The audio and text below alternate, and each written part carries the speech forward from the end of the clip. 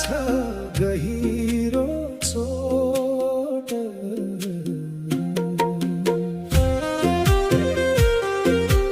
दैवले नै दिएछ मलाई खोट, मुटुभित्र लाग्याछ गहिरो चोट। मृत्युसँग सम्बन्ध जोड्न मन लाग्छ, जहाँ पनि छोटै चोट पाएको छु।